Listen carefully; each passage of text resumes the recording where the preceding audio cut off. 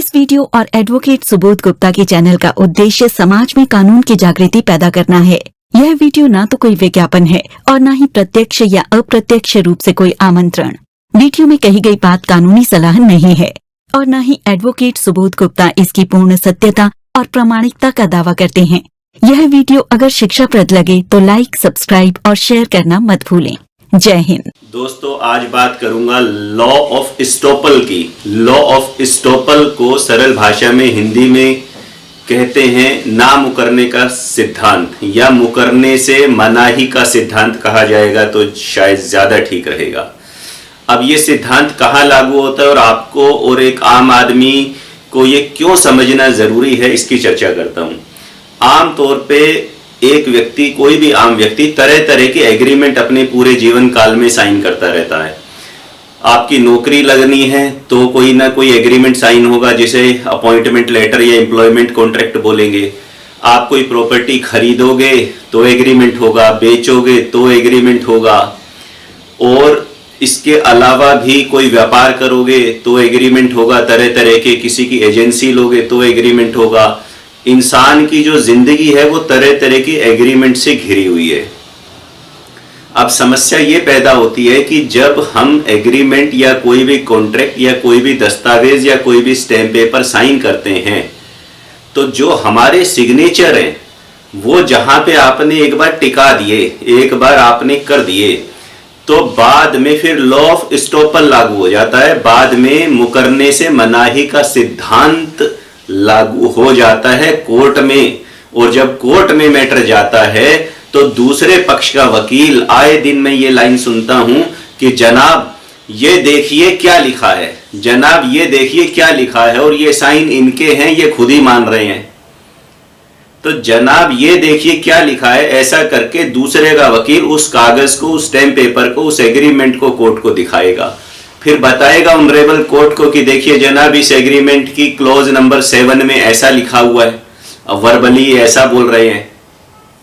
अब आप क्या दलील दोगे? अब आप मुकरना चाह रहे हो उस बात से जो उसमें लिखी हुई है, जिसके नीचे आपके साइन है, आप मुकरना चाह रहे हो।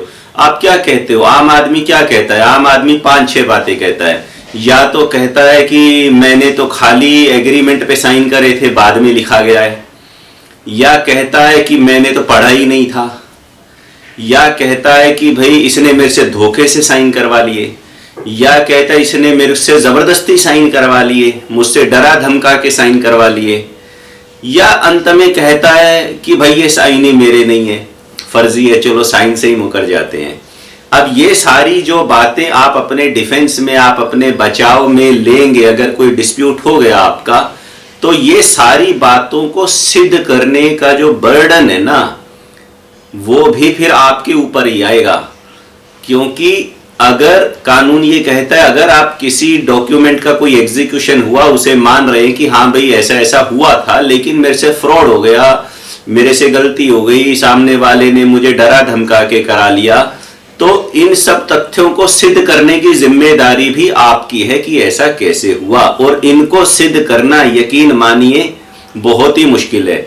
आप दूध पीते बच्चे तो हो नहीं, किसी ने आपके सर पे बंदूक रख दी थी, डरा धमका दिया था, तो पुलिस स्टेशन में गए थे क्या? आपने रिपोर्ट करवाई थी क्या? आप कैसे सिद्ध करोगे कि आपको डरा धमका दिया? आपसे अनड्यू इन्फ्लुएंस यूज कर लिया, मतलब ये बोले जी मैं तो जहर खा लूंगा, मैं तेरा पिता हूं, इस पे साइन कर, नहीं तो मैं मर जाऊंगा। ऐसा कोई रिश्ता था कि आपका उस एग्रीमेंट को साइन करने वाले के साथ? तो कोई भी एग्रीमेंट अगर आपने साइन कर दिया, कोई भी कॉन्ट्रैक्ट आपने साइन कर दिया, भले ही कोरे कागज पे साइन कर दिया और बाद में वो लिखा गया, तो भी ये सारी बातें सिद्ध करने की जिम्मेदारी आपके ऊपर आएगी। और आप अपनी साइन किए हुए डॉक्यूमेंट से, जो आपने साइन किया, उससे आसानी से मुकर नहीं पाओगे। और इसके अलावा भी, एग्रीमेंट्स के अलावा भी, कोर्ट में आए दिन हम ये दिखाते हैं कि मान लो कोई लीगल नोटिस एक्सचेंज हुआ पार्टीज के बीच में, तो हम दिखाते हैं कि जनाब देखिए नोटिस में क्या लिखा है। अब अगर लीगल नोटिस में कोई बात गलत लिखी गई और फिर केस में आप कुछ और कह रहे हो, तो कॉन्ट्राडिक्शन पैदा हो गया, विरोधाभास पैदा हो गया कि आप कभी कुछ कह रहे हो, कभी कुछ कह रहे हो, आप इनकंसिस्टेंट हो अपनी बातों में, तो आपकी क्रेडिबिलिटी नहीं है, आपकी कोर्ट की नजरों में एक वैल्यू कम हो जाती है। भाई ये तो विश्वास लायक नहीं है, नोटिस में कुछ और लिख रहा है, केस में कुछ और लिख रहा है। इसी तरह जो आप केस बना के कोर्ट में देते हो, उस केस में अगर आपने कुछ और लिख दिया, लीगल नोटिस में कुछ और लिखा हुआ है, एग्रीमेंट में कुछ और लिखा हुआ है, सबूत है नहीं है तो सबूत कुछ और ही है, तो ये सारी बातें विरोधाभासी हो जाती हैं। इसलिए बार बार कहता हूं कि जब कोई एग्रीमेंट हो, कॉन्ट्रैक्ट हो, अगर आप उसे ठीक से नहीं पढ़ पा रहे हैं तो किसी समझदार व्यक्ति से पढ़वा लें। मतलब समझ में नहीं आ रहा है तो समझ लें। अंधाधुंध विश्वास करके आप साइन करते चले जाते हो, उस समय काम निकल जाए, बस क्या मतलब है। सामने वाला भी कहता है सर ये तो स्टैंडर्ड क्लॉजेज है, स्टैंडर्ड एग्रीमेंट है, कर दो। कुछ स्टैंडर्ड नहीं है मेरे भाई, इस दुनिया में सब चीज़ों का स्टैंडर्ड गिर चुका है। यहाँ स्टैंडर्ड नाम की कोई चीज़ नहीं है। सब कुछ उसी का है जो दिमाग लड़ाता है या पैसा लड़ाता है या पावर लड़ाता है। स्टैंडर्ड कहाँ है? सब कुछ स्टैंडर्ड से ऊपर नीचे हो रखा है। तो आपने अगर किसी चीज़ पे गलत साइन कर दिए तो बाद में कोर्ट में डिस्प्यूट हो गया, अगर मैटर कोर्ट में गया तो आपको ही सिद्ध करना पड़ेगा कि ऐसा क्यों हुआ और ये क्यों गलत है और ये क्यों नहीं माना जाना चाहिए। और ऐसा सिद्ध करने के लिए आपको सबूत देने पड़ेंगे, सिर्फ कहने भर से काम नहीं चलेगा।